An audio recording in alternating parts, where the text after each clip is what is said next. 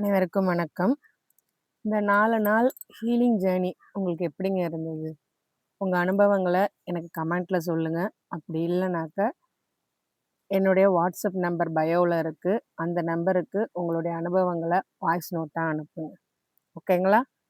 So இந்த 4 நாள் கன்டினியூவா தொடர்ச்சியா ஒரு நாள் விடாம இத நான் ஃபாலோ பண்ணணுமா? அப்படின்னு கேட்டீங்கன்னா, அப்படிலாம் எதுவுமே கிடையாதுங்க. உங்க டைம் எடுத்துக்கோங்க. நான் ஒரு நாளைக்கான வழிமுறைகள குடுக்குறேன். அதுல குடுக்குற ஹோம்வொர்க்க, எக்சர்சைஸ பண்றதுக்கு டைம் எடுத்துக்கோங்க. பொறுமையா டைம் எடுத்துக்கோங்க. பட் ஆனா உங்களுக்காக ஒதுக்க சொல்லியிருந்தேன் பார்த்தீங்களா, அந்த 1/2 மணி நேரம். அந்த 1/2 மணி நேரத்த எதுக்காகவும் விட்டு குடுக்காதீங்க. உங்களுக்கான நேரமா அந்த 1/2 மணி நேரத்த எடுத்துக்கிட்டு, நான் சொல்றத ஃபாலோ பண்ணுங்க. உங்களுக்குள்ள ஒரு மாற்றம் வர்றதுக்கு நான் கேரண்டி. ஓகேங்களா? ஸோ இந்த 4 நாள்ல நீங்க பார்த்தது, அதுல நீங்க உணர்ந்தது, அதுல என்ன உங்களுக்கு புதுசா இருந்தது? அதில ஏதாவது சந்தேகங்கள், எதுவா இருந்தாலும் நீங்க என்னுடைய வாட்ஸ்அப்க்கு வாய்ஸ் நோட்டா அனுப்பலாம். இது மெம்பர்ஷிப்பா உள்ள உங்களுக்கு மட்டும் தான் இந்த ஸ்பெஷல் அக்சஸ். ஓகேங்களா? ஸோ இன்னைக்கு நாம டே 5க்கு போயிடுவோம். இதுக்கு முன்னாடி 4வது நாள்ல உங்களுக்கு நான் சில கேள்விகள் கேட்டிருந்தேன். அந்த 4வது நாள்ல நாம என்ன பண்ணியிருந்தோம் அப்படின்னாக்க, ஹெல்தி பவுண்டரீஸ் எப்படி செட் பண்றது அப்படின்னு உங்களுக்கு சொல்லிக் குடுத்தேன். ஒண்ணும் பெரிய விஷயம்லாம் கிடையாதுங்க. உங்க டே டு டே லைஃப்ல ஏதோ ஒரு சம்பவம், ஏதோ ஒரு தடவ உங்களுக்கான பவுண்டரிய நீங்க ஸ்ட்ராங்கா செயல்படுத்தினா போதும். உங்களுக்கு நோ சொல்லணும்னு தோணுதா? தயங்காம நோ சொல்லுங்க. ஒரு விஷயத்துக்கு. ஏன்னா உங்களுடைய பவுண்டரி அப்படின்றது உங்கள கண்டிப்பா புரொடெக்ட் பண்ணும். இல்ல உங்களுக்கு பிடிச்சத சாப்பிடணும்னு தோணுதா? போய் சாப்பிடுங்க. உங்களுக்காக டைம் செலவு பண்ணணும்னு தோணுதா? செலவு பண்ணுங்க. உங்களுக்கு நிம்மதியா இருக்கிற ஒரு இடத்துல அமைதியா இருக்கணும்னு தோணுதா? தாராளமா இருங்க. எல்லாத்தையும் தூக்கி போடுங்க. உங்களுக்காக நீங்க பண்ற இந்த செல்ஃப் பவுண்டரி, ஹெல்த்தி பவுண்டரி அப்படின்றது உங்கள புரொடெக்ட் தான் பண்ணும். பட் உங்களுக்குள்ள சில குழப்பம் வரும், சில குற்ற உணர்வு வரும். அதுக்கான காரணம், இது நாள் வரைக்கும் இல்லாத ஒண்ண உங்க உடம்புக்கு நீங்க குடுக்குறீங்க பார்த்தீங்களா? அதுதான் காரணம். அத உங்க உடம்பு உடனே ஏத்துக்காது. ஸோ நீங்க பவுண்டரி செட் பண்ணும்போது, "ஏன் இந்த மாரி புதுசா பண்ற? இந்த மாரிலாம் எதுவும் பண்ணாத. நீ இதுக்கு முன்னாடி எப்படி இருந்தியோ அதே மாதிரி இரு. அதுதான் உனக்கு சேஃபு." அப்படின்னு உங்க உடம்பும், மனசும் உங்களுக்கு சொல்லும். பட் அதையும் மீறி, நீங்க அந்த அவேர்னஸ் விழிப்புணர்வோட உங்களுக்கான பவுண்டரீஸ செட் பண்ணுங்க. ஒரு நாளைக்கு ஒரு பவுண்டரீஸ்ன்னு ட்ரை பண்ணுங்க. அதுக்கப்புறம் இது உங்க பழக்கமாயிடும். ஓகேங்களா? ஸோ இன்னைக்கு நாம நாள் 5க்கு வந்திருக்கோம்.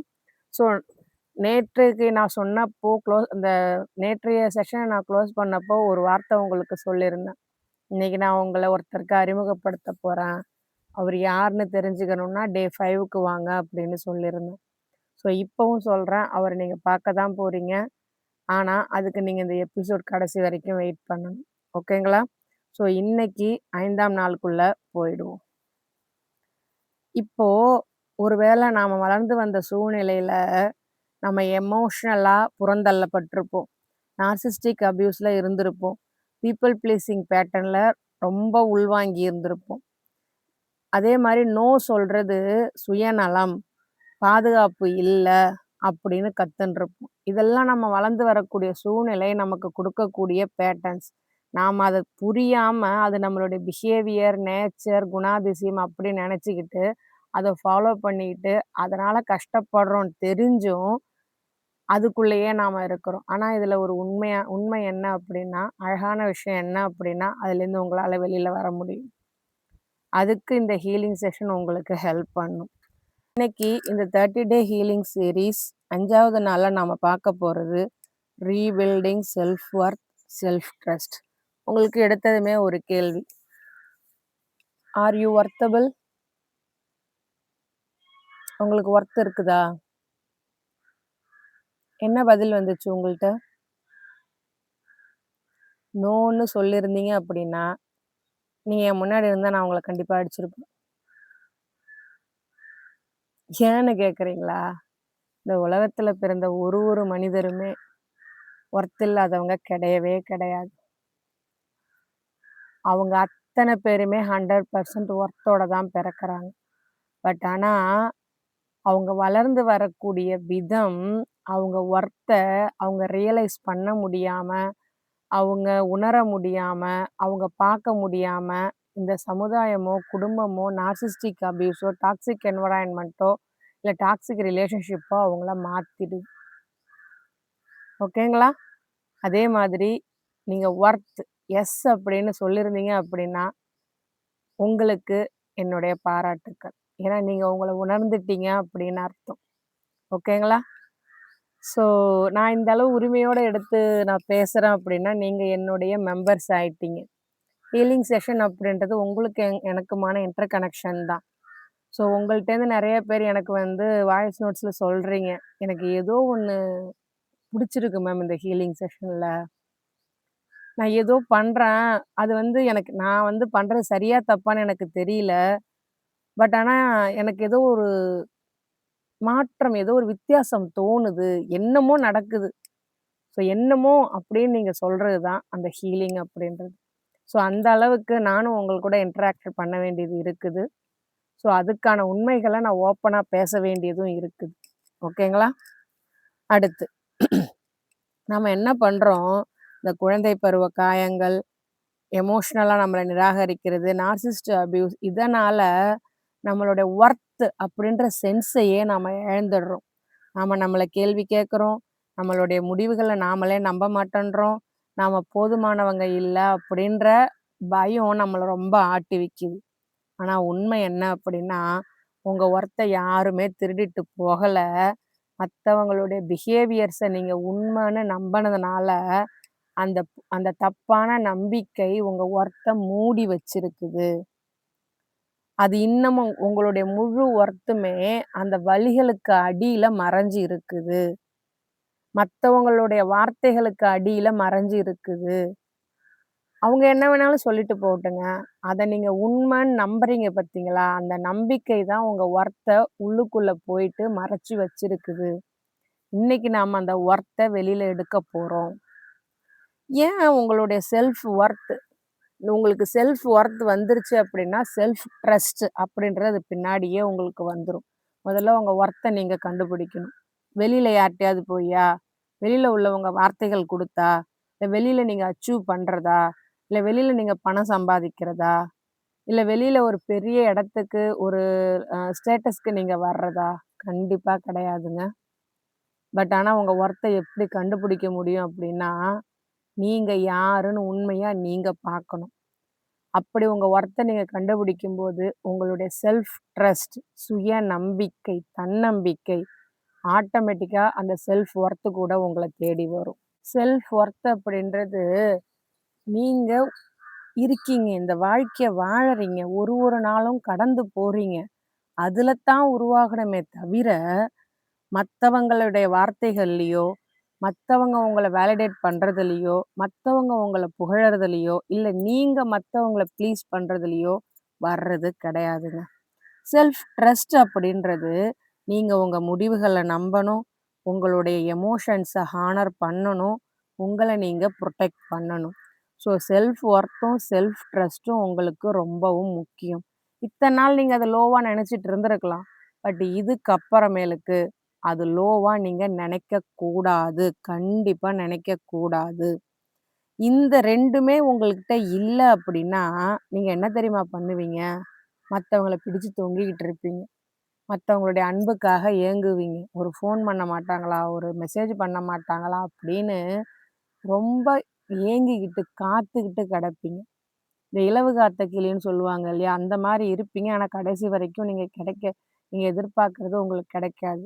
நீங்க எதிர்பார்க்கிறது தப்பு கெடையாது. ஆனா அத யாருகிட்ட எதிர்பார்க்குறீங்க அப்படின்றது தான் தப்பு. ஸோ, நீங்க அவங்க கிட்ட அத எதிர்பார்க்கறதுக்கு பதிலா, உங்ககிட்ட இருக்கு அப்படின்றத இந்த நிமிஷத்துலேருந்து நீங்க உணருங்க. அவங்களுடைய செயல்கள் எதுவுமே உங்க ஒர்த்த சத்தியமா பாதிக்காது.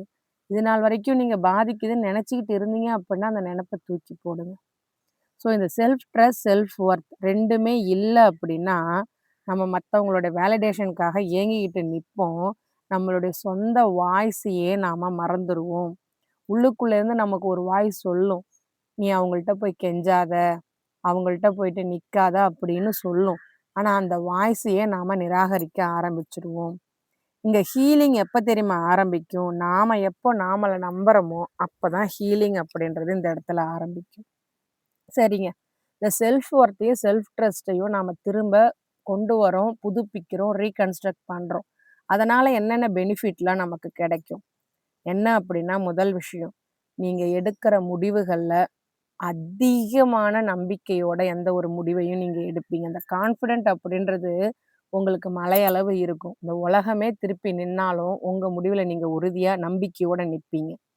2வது, மத்தவங்களோட வேலிடேஷன பேஸ் பண்ணி தான் நீங்க இருக்கீங்க அப்படின்ற எண்ணத்த கைவிட்டுருவீங்க.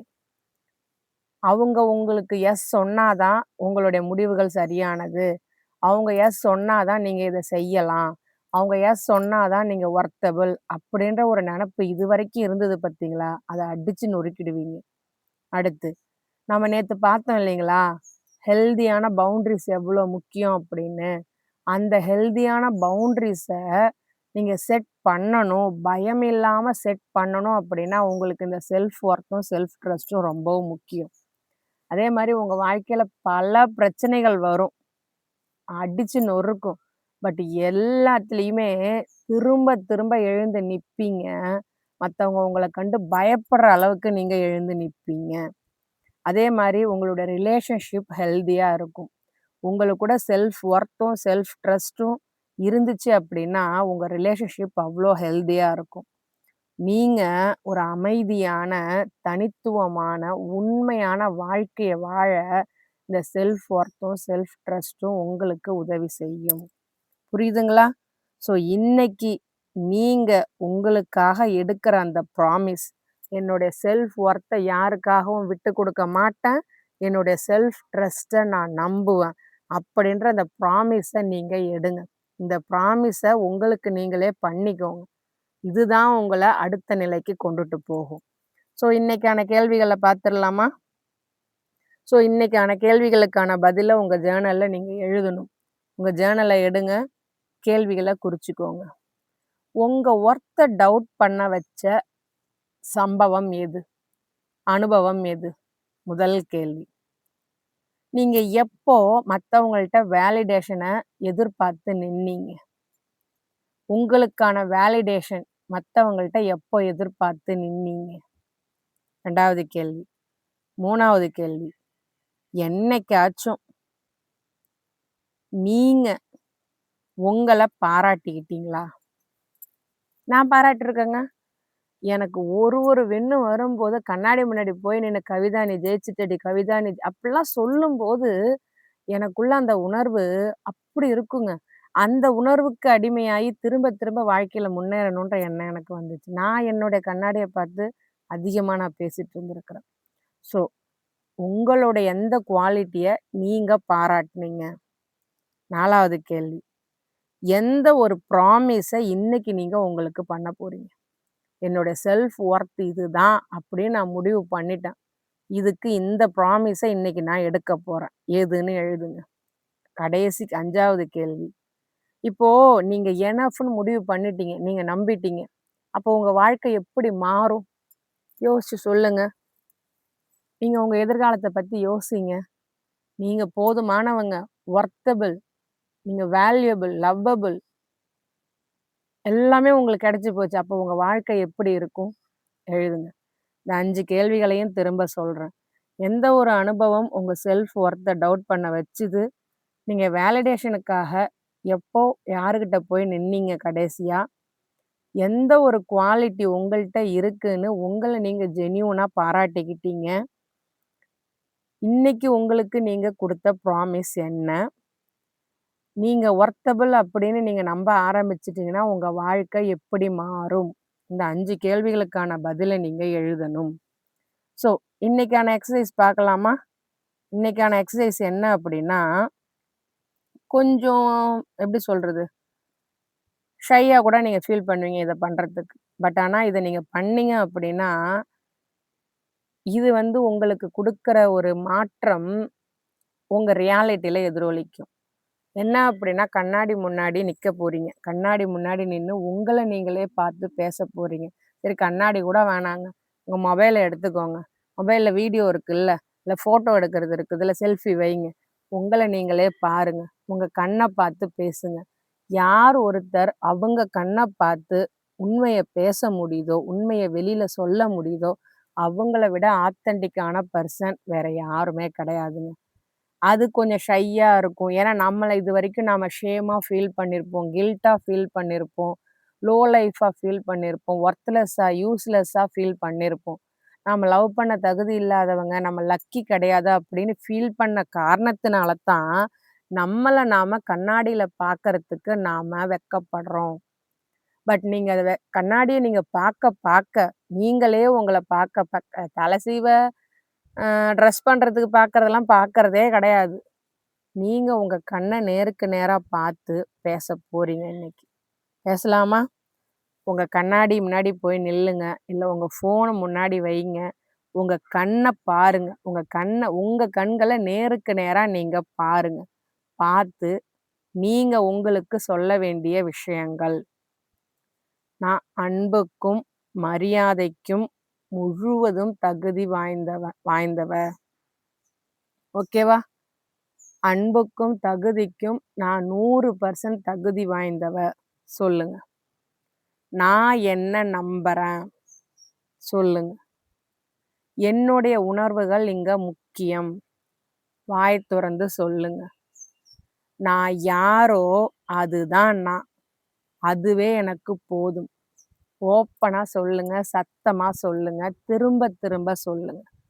அன்புக்கும், மரியாதைக்கும் நான் தகுதி வாய்ந்தவ. நான் என்ன நம்புறேன். என்னுடைய உணர்வுகள் முக்கியம். நான் யாரோ அதுதான் நான். அதுவே எனக்கு போதும். இத திரும்ப திரும்ப உங்க கண்ணாடிய பார்த்து சொல்லுங்க. தினமும் வேலைக்கு கிளம்புறப்போ, இல்ல குளிச்சுட்டு வந்து கண்ணாடிய பார்க்குறப்போ, இந்த 4 வாக்கியத்தையும் திரும்ப திரும்ப சொல்லுங்க. அது சொல்ல சொல்ல உங்களுக்கு அது பழக்கமாயிடும். பழக்கமாகும்போது அது உங்க வாழ்க்கையோட உண்மையாவும் மாறும். நீங்க என்ன நம்புறீங்க இல்லையா? என்னுடைய வார்த்தைகள் உங்களுக்கு நம்பிக்கை குடுக்குது அப்படின்னா, கண்டிப்பா இத நீங்க ஃபாலோ பண்ணுவீங்க. ஃபாலோ பண்ணலாமா? ஸோ இத உண்மை ஆக்கணும் அப்படின்னா, உங்கள பார்த்து நீங்க பேசிக்கிட்டா மட்டும் தான் முடியும். இதுதான் இன்னைக்கு உங்களுக்கான எக்சர்சைஸ். இன்னைக்கான ஹோம்வொர்க் என்னன்னு சொல்லிக்கலாமா? முதல் ஹோம்வொர்க் நான் குடுத்துட்டேன். கேள்விகளுக்கு நீங்க பதில் எழுதணும். 2வது நான் மேல குடுத்த கண்ணாடிய பார்த்து பேச வேண்டிய அந்த எக்சர்சைஸ நீங்க பண்ணணும். 3வதா நான் சொல்லப் போறது, இன்னைக்கு உங்களுக்கு எந்த ப்ராமிஸ் நீங்க பண்ணிக்க போறீங்க? அந்த ப்ராமிஸ அடுத்து வரக்கூடிய 25 நாளுக்கும் நீங்க ஃபாலோ பண்ண போறீங்க. அந்த ப்ராமிஸ எழுதுங்க. அது என்ன வேணாலும் இருக்கலாம். நான் ஒரு 5 நிமிஷம் நடப்பேன். தினமும் நடப்பேன். இல்லையா, எனக்கு பிடிச்ச சாப்பாட்ட இந்த 30 நாளா நான் சாப்பிட போறேன். இல்லையா, நான் டயர்ட் ஆயிட்டேன்னா கண்டிப்பா ரெஸ்ட் எடுப்பேன். ஸோ இது ப்ராமிஸ் இன்னைக்கு பண்ணிக்கிறது மட்டும் கிடையாது. அடுத்து வரக்கூடிய 25 நாளுக்கும் நீங்க ஃபாலோ பண்ண போறீங்க. இல்லன்னா தினமும் என்னுடைய கவிதா மேம் சொல்ற அந்த ஜர்னல நான் தினமும் விடாம எழுதுவேன். ஏதோ ஒரு ப்ராமிஸ். எந்த ப்ராமிஸ்னா அது உங்களுக்கு நீங்க பண்ணிக்க போற ப்ராமிஸ். அதே மாரி எனக்கு தேவையில்லன்னா நோ சொல்லுவேன். அந்த மாதிரியான ஒரு ப்ராமிஸ உங்களுக்கு இன்னைக்கு நீங்க பண்ணிக்கணும். முடியுதுங்களா? ஸோ அந்த ப்ராமிஸ ஒரு நாளும் நீங்க ஃபாலோ பண்றீங்க அப்படின்னா, டிக் பண்ணிட்டே வாங்க. இப்ப இன்னைய ஜர்னல் எழுதுறீங்க இல்லையா? இந்த ப்ராமிஸ்ன்னு எழுதுறீங்க இல்லையா? நாளைக்கு ஒரு டிக் மட்டும் பண்ணினீங்க அப்படின்னாக்க, இந்த ப்ராமிஸ நீங்க ஃபாலோ பண்றீங்கன்னு அர்த்தம். பண்ணலாங்களா? ரொம்ப ஈஸி, ரொம்ப சிம்பிள். பட் வெறுமனே டிக் பண்றது இங்க கிடையாதுங்க. உணர்ந்து பண்ணுங்க. நீங்க என்ன ஏமாத்த போறது கிடையாது. பட் ஆனா, நீங்க செயல்படுத்துனீங்க அப்படின்னா, அது உங்களுக்கான நன்மைய உங்களுக்கு கண்டிப்பா குடுக்கும். நீங்க உங்களுக்கு குடுத்துக்கிற ஒரு ப்ராமிஸும் நீங்க இதுவரைக்கும் மத்தவங்க உங்களுக்கு பண்ண ப்ராமிஸ நம்பி நம்பி ஏமாந்தீங்க இல்லையா? அத அப்படியே மாத்துங்களேன். உங்களுக்கு நீங்க பண்ற ப்ராமிஸ நீங்க ஃபாலோ பண்ணுங்களேன். அந்த ப்ராமிஸ ஃபுல்ஃபில் பண்றதோடைய அருமைய உங்களுக்கு நீங்களே சொல்லிக்கோங்களேன். எவ்ளோ பெரிய விஷயம் அது. ஸோ அந்த ப்ராமிஸ உங்களுக்கு நீங்க குடுங்க. இந்த ப்ராமிஸ நீங்க உங்களுக்கு பண்றத, நீங்க கீப் அப் பண்றது தான், உங்கள ட்ரஸ்ட் பண்றதுக்கு நீங்க எடுத்து வைக்கிற முதல் படி. உங்க ஹீலிங் இங்க அதாவது அதிகரிக்கிறதுக்கும் வாய்ப்பு குடுக்கும். ஸோ இந்த எபிசோட க்ளோஸ் பண்றதுக்கு முன்னாடி, உங்களுக்கு நான் குடுக்குற மெசேஜ், ஹீலிங் அப்படின்றது நீங்க பெர்ஃபெக்ட்டா மாறுறது கிடையவே கிடையாது. நீங்க உண்மையா இருக்கிறது. யாருக்கு உண்மையா இருக்கிறது? உங்களுக்கு நீங்க உண்மையா இருக்கிறது தான். இது உங்களோட வேல்யூ என்னன்னு உங்களுக்கு ஞாபகப்படுத்தும். நீங்க ஏன் உங்கள நம்பணும் அப்படின்றத கத்துக்கணும் அப்படின்றத உங்களுக்கு புரிய வைக்கும். ஸோ, இன்னைக்கு நாம எடுக்கிற இந்த சின்ன ஸ்டெப் நம்ம வாழ்நாள் முழுவதும் நமக்கு நன்மைய குடுக்கும். இன்னைக்கு 5ஆம் நாள்ல என் கூட ஜாயின் பண்ணதுக்கு ரொம்ப தேங்க்ஸ். இந்த ஜேர்னிய நாம நாளைக்கு 6வது நாள்லயும் கன்டின்யூ பண்ணுவோம். அதுவரைக்கும் நீங்க உங்க மேல நம்பிக்கையோட இருங்க. ஜென்டிலா இருங்க. நீங்க வொர்த்தபிள், நீங்க எனஃப், நீங்க உங்கள திரும்ப நம்ப முடியும். அப்படின்ற நம்பிக்கைய என் குரல் உங்களுக்கு குடுத்திருந்தது அப்படின்னா, அதுதான் என் குரலுக்கான வெற்றி. உங்கள மீண்டும் நாளைக்கு டே 6ல வந்து சந்திக்கிறேன்.